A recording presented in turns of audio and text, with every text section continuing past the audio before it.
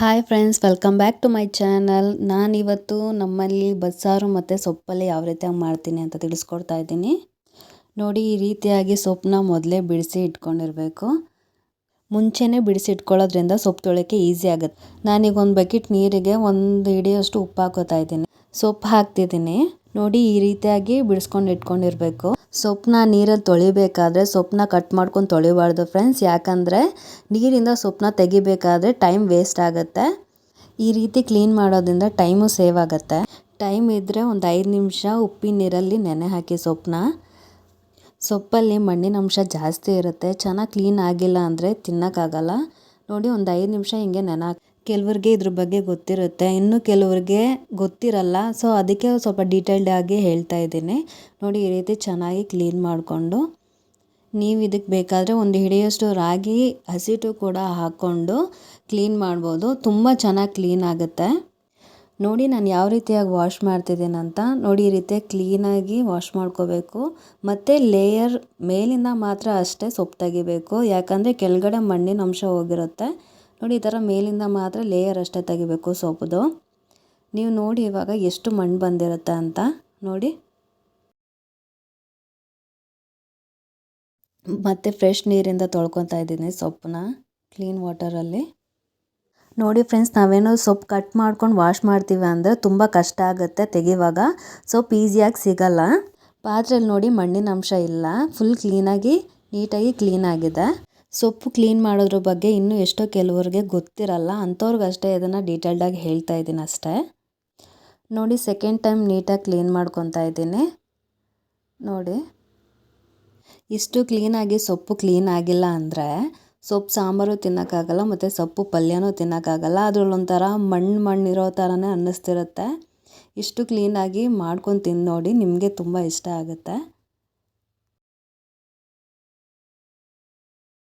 ನೋಡಿ, ಈ ರೀತಿಯಾಗಿ ಮೇಲಿಂದ ಲೇಯರ್ ಅಷ್ಟೇ ತೆಗಿಬೇಕು. ಸ್ವಲ್ಪ ಹೊತ್ತು ನೀರು ಸೋಸ್ಬಿಟ್ಟು ಬರೀ ಸೊಪ್ಪು ಮಾತ್ರ ಮೇಲಿಂದ ಲೇಯರ್ ಅಷ್ಟೇ ತೆಗಿಬೇಕು.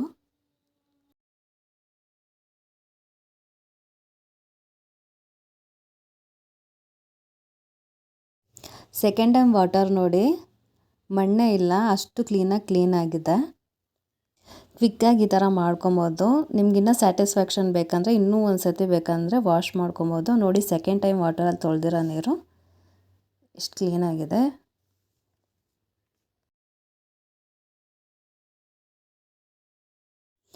ಎರಡು ಗ್ಲಾಸಷ್ಟು ನೀರು ಹಾಕ್ಕೊತಾ ಇದ್ದೀನಿ ಬೇಳೆಗೆ. ಬೇಳೆ ಕೂಡ ನೀಟಾಗಿ ತೊಗರಿ ಬೇಳೆನ ನೀಟಾಗಿ ತೊಳ್ಕೊತಾ ಇದ್ದೀನಿ.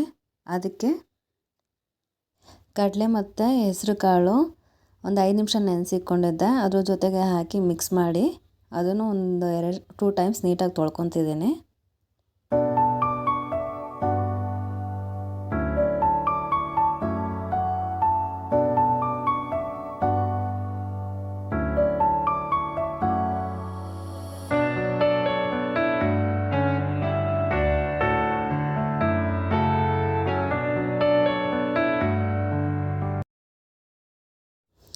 ಈಗ ಹಾಕ್ತಾ ಇದ್ದೀನಿ. ಎಲ್ಲ ಒಂದು ಹಿಡಿಯಷ್ಟು ತೊಗೊಂಡಿದ್ದೀನಿ, ಕಾಳು, ಹೆಸರು ಕಾಳು, ಕಡಲೆ ಎಲ್ಲನೂ.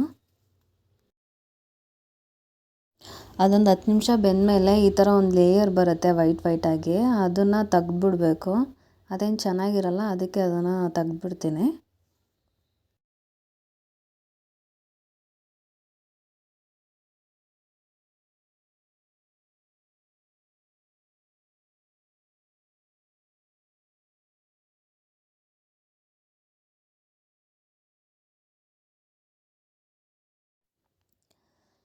ಈಗ ಸೊಪ್ಪು ಕಟ್ ಮಾಡ್ಕೊತಾ ಇದ್ದೀನಿ. ಈ ರೀತಿ ಮಾಡೋದ್ರಿಂದ ಟೈಮು ಸೇವ್ ಆಗುತ್ತೆ ಮತ್ತು ಈಸಿ ಕೂಡ ಆಗುತ್ತೆ. ಒಂದು ಏನು ಅಂದರೆ ಫ್ರೆಂಡ್ಸ್, ಅಡುಗೆ ಮಾಡುವಾಗ ಎಲ್ಲದರಲ್ಲೂ ಅದಕ್ಕೆ ಆದಂಥ ಒಂದು ರೀತಿ ಇರುತ್ತೆ.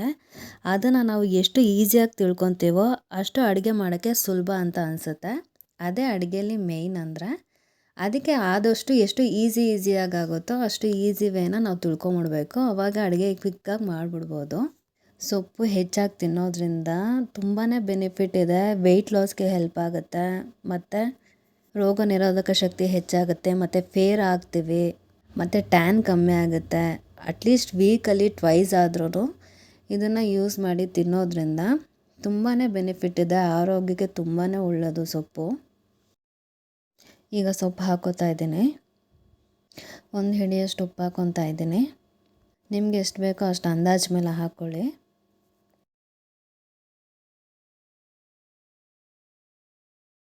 ಟೊಮೊಟೊ ಒಂದು ಹಾಕ್ಕೊತಿದ್ದೀನಿ. ಈಗ ಇದನ್ನು ಒಂದು 10 ನಿಮಿಷ ಚೆನ್ನಾಗಿ ಬೇಯಿಸಬೇಕು.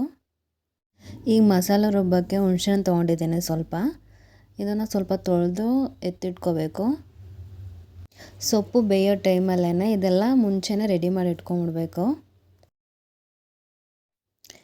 ಈಗ ಸೊಪ್ಪು ಬೆಂದಿದೆ.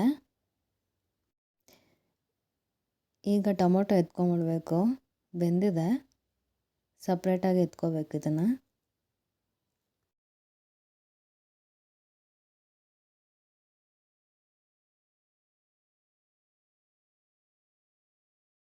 ಒಂದು ಸರಿ ಚೆಕ್ ಮಾಡ್ಕೋಬೇಕು ಸೊಪ್ಪು ಬೆಂದಿದೆ ಅಂತ. ಕಾಳು ಪೂರ್ತಿಯಾಗಿ ಬೇಯಿಸ್ಕೋಬಾರ್ದು, ಬೆಂದಿರಬೇಕು, ಫುಲ್ ಸ್ಮ್ಯಾಚ್ ಆಗೋ ಥರ ಬೇಯಿಸ್ಕೋಬಾರ್ದು. ಇದು ಒಗ್ಗರಣೆಗೆ ಮತ್ತು ಸೊಪ್ಪು ಪಲ್ಯಕ್ಕೆ ಎರಡಕ್ಕೂ ಸೇರಿ ಒಂದು 10 ಬೆಳ್ಳುಳ್ಳಿ ತೊಗೊಂಡಿದ್ದೇನೆ. ಇದನ್ನು ಸ್ವಲ್ಪ ಜಜ್ಕೋಬೇಕು. ಒಂದು 10 ಮೆಣಸಿನ್ಕಾಯಿ ಈ ರೀತಿಯಾಗಿ ಕಟ್ ಮಾಡ್ಕೊಬೇಕು ಒಗ್ಗರಣೆಗೆ.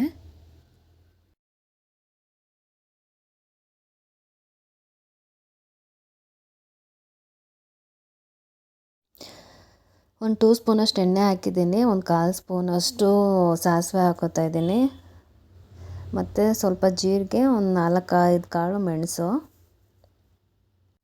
ಸ್ವಲ್ಪ ಕರಿಬೇವು,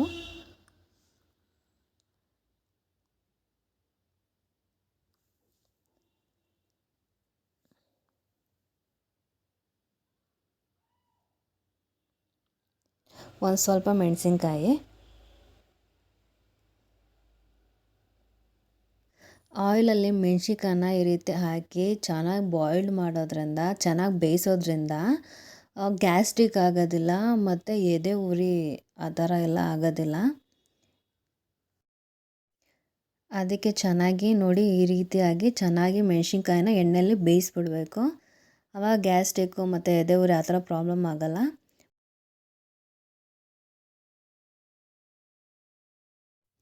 ಬೆಂದಿರೋ ಸೊಪ್ಪು ನೀರನ್ನ ಬಸ್ಕೋಬೇಕು. ಅದರಲ್ಲಿರೋ ನೀರನ್ನ ಸಪ್ರೇಟ್ ಮಾಡಬೇಕು. ನೋಡಿ ನಾನು ಈ ರೀತಿಯಾಗಿ ಒಂದು ಪ್ಲೇಟ್ ಇಟ್ಟು ನೀರನ್ನ ಬಸ್ಕೊತೀನಿ. ನಿಮ್ಗೆ ಯಾವ್ದು ಕಂಫರ್ಟೇಬಲ್ ಅದರಲ್ಲಿ ನೀವು ಬಸ್ಕೊಳ್ಳಿ ಸೊಪ್ಪನ್ನ. ನೋಡಿ ನಾನು ಈ ರೀತಿಯಾಗಿ ಸೊಪ್ಪು ನೀರನ್ನೆಲ್ಲ ಸಪ್ರೇಟ್ ಮಾಡ್ಕೊತಾ ಇದ್ದೇನೆ.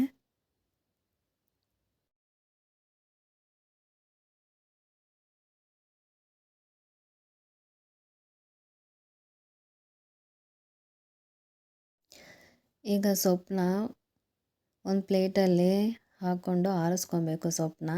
ಇದು ಪಲ್ಯಕ್ಕೆ.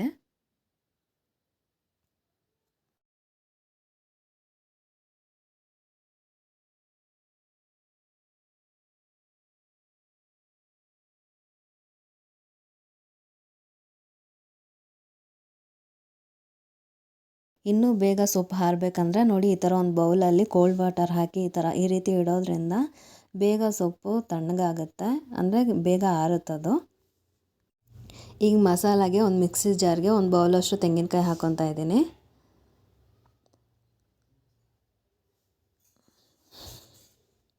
ಬೇಯಿಸ್ಕೊಂಡು ಇಟ್ಕೊಂಡಿದ್ವಲ್ಲ ಆ ಟೊಮೊಟೊ ಹಾಕೋತಾ ಇದ್ದೀನಿ. ಮತ್ತು ಒಂದು 4 ಬೆಳ್ಳುಳ್ಳಿ, ತೊಳೆದಿಟ್ಕೊಂಡಿದ್ವಲ್ಲ ಆ ಹುಣಸೆ ಹಣ್ಣು ಸ್ವಲ್ಪ, ಮತ್ತು ಸ್ವಲ್ಪ ಕೊತ್ತಂಬರಿ ಸೊಪ್ಪು. ಎಣ್ಣೆಯಲ್ಲಿ ಬಾಯ್ಲ್ ಮಾಡಿ ಇಟ್ಕೊಂಡಿದ್ವಲ್ಲ ಆ ಮೆಣಸಿನ್ಕಾಯಿ ಒಗ್ಗರಣೆ ಇದಕ್ಕೆ ಹಾಕ್ತಾಯಿದ್ದೀನಿ. ಮತ್ತು ಬೇಯಿಸಿಟ್ಟಿದ್ವಲ್ಲ ಸೊಪ್ಪು ಅದನ್ನು ಸ್ವಲ್ಪ ಹಾಕೋತಿದ್ದೀನಿ. ಈಗ ಇದು ಮಸಾಲೆ ರುಬ್ಕೊಬೇಕು, ಇದು ಸಾಂಬಾರಿಗೆ. ಇವಾಗ ಅಷ್ಟರಲ್ಲಿ ಪಲ್ಯಕ್ಕೆ ರೆಡಿ ಮಾಡ್ಕೊಳ್ತಾ ಇದ್ದೀನಿ.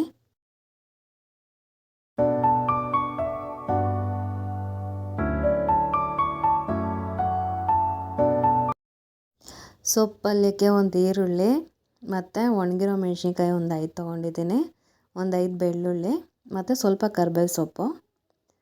ಒಣಗಿರೋ ಮೆಣಸಿನ್ಕಾಯಿ ನಾನು ಈ ರೀತಿ ಕಟ್ ಮಾಡ್ಕೊಂಬಿಡ್ತೀನಿ.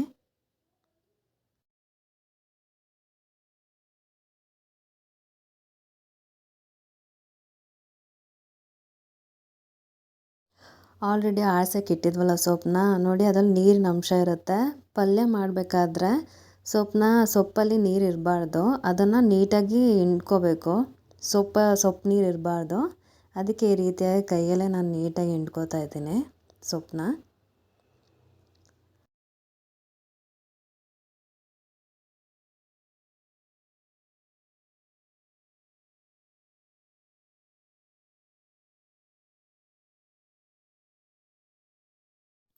ಪಲ್ಯ ಮಾಡೋಕ್ಕಿಂತ ಮುಂಚೆ ಈ ರೀತಿಯಾಗಿ ಸೊಪ್ಪು ಹಿಂಡ್ಕೊಬೇಕು. ನೋಡಿ ಎಷ್ಟು ನೀರು ಬಂದಿದೆ, ಸೊಪ್ಪು ನೀರು.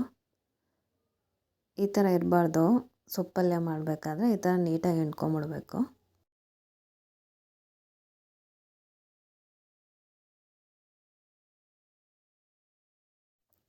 ಈಗ ಒಂದು 2 ಸ್ಪೂನಷ್ಟು ಎಣ್ಣೆ ಹಾಕ್ಕೊತಾ ಇದ್ದೀನಿ. ಮತ್ತು 1 ಸ್ಪೂನಷ್ಟು ಸಾಸಿವೆ ಹಾಕ್ಕೊತಿದ್ದೀನಿ. ಒಂದು 1/4 ಸ್ಪೂನಷ್ಟು ಕಡಲೆಬೇಳೆ ಹಾಕ್ಕೊತಿದ್ದೀನಿ. ಮತ್ತು ಒಣಗಿರೋ ಮೆಣಸಿನ್ಕಾಯಿ ಸ್ವಲ್ಪ ಹೊತ್ತು ಅದನ್ನು ಫ್ರೈ ಮಾಡ್ಕೊಳ್ಳಿ. ಮತ್ತು ಕರಿಬೇವು ಮತ್ತು ಬೆಳ್ಳುಳ್ಳಿ ಸ್ವಲ್ಪ,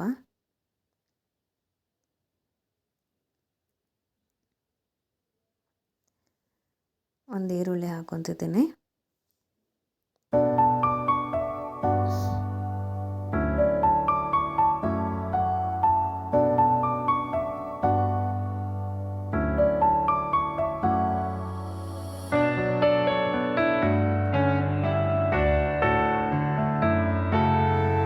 ಒಂದು ಸ್ವಲ್ಪ ತೆಂಗಿನಕಾಯಿ ತುರಿ ಹಾಕ್ಕೊತಿದ್ದೀನಿ.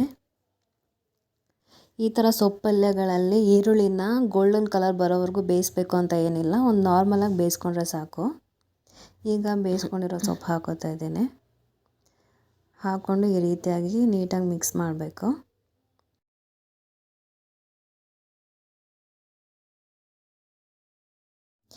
ಈಗ ಸಾಂಬಾರಿಗೆ ಮಸಾಲ ರುಬ್ಕೊಂಡಿದ್ದೀನಿ. ಮೊದಲು ಸೊಪ್ಪು ನೀರನ್ನ ಬಸ್ತಿಟ್ಟಿದ್ವಲ್ಲ, ಇವಾಗ ಆ ಮಸಾಲಾನ ಇದ್ರೊಳಗಡೆ ಮಿಕ್ಸ್ ಮಾಡ್ತಾಯಿದ್ದೀನಿ. ಇದಕ್ಕೆ ಎಕ್ಸ್ಟ್ರಾ ನೀರನ್ನ ಆ್ಯಡ್ ಮಾಡೋಂಗಿಲ್ಲ. ಸೊಪ್ಪು ನೀರು ಏನಿರುತ್ತೋ ನಾವು ಬಸ್ಕೊಂಡಿರ್ತೀವಿ ಅಷ್ಟು ಮಾತ್ರನೇ ಯೂಸ್ ಮಾಡಬೇಕು, ಇಲ್ಲಾಂದರೆ ಟೇಸ್ಟ್ ಕಮ್ಮಿ ಆಗಿಬಿಡುತ್ತೆ. ಇದಕ್ಕೆ ಯಾವುದೇ ರೀತಿ ಎಕ್ಸ್ಟ್ರಾ ನೀರನ್ನ ಆ್ಯಡ್ ಮಾಡೋಂಗಿಲ್ಲ. ಇಷ್ಟೇ ಫ್ರೆಂಡ್ಸ್, ಈಗ ಬಸ್ಸಾಂಬಾರು ರೆಡಿ ಆಗಿದೆ. ಮುದ್ದೆ ಮತ್ತು ರೈಸ್ ಜೊತೆ ಸೂಪರಾಗಿರುತ್ತೆ ತಿನ್ನೋದಕ್ಕೆ, ತುಂಬಾ ಟೇಸ್ಟಿಯಾಗಿತ್ತು.